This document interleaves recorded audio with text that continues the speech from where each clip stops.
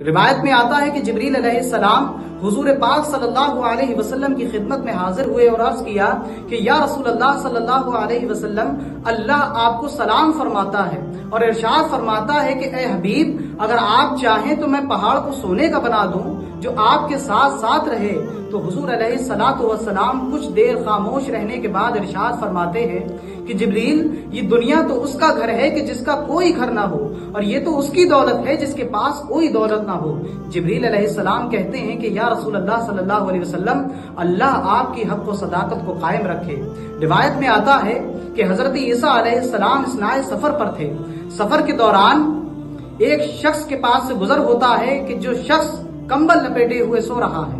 حضرت عیسیٰ علیہ السلام اسے جگاتے ہیں اور اس سے کہتے ہیں کہ اے شخص، تو کیوں سوتا ہے؟ بلکہ اٹھ جا اور اللہ کا ذکر کر، اللہ کی عبادت کر، تو اپنے وقت کو ضائع کیوں کر رہا ہے؟ تو وہ شخص حضرت عیسیٰ علیہ السلام سے کہتا ہے کہ اب تم مجھ سے اور کیا چاہتے ہو کہ میں نے دنیا کو دنیا داروں کے لیے چھوڑ دیا ہے۔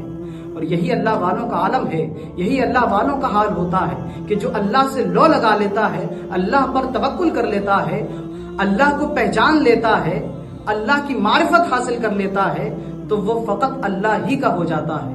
پھر دنیا کی محبت اس کے دل سے نکل جاتی ہے، دنیا کا لالچ، دنیا کا حرص اس کے دل سے نکل جاتا ہے، اور وہ فقط خالق کی محبت میں ہوتا ہے، خالق کی رضا حاصل کرنے کے لیے کوشاں ہوتا ہے۔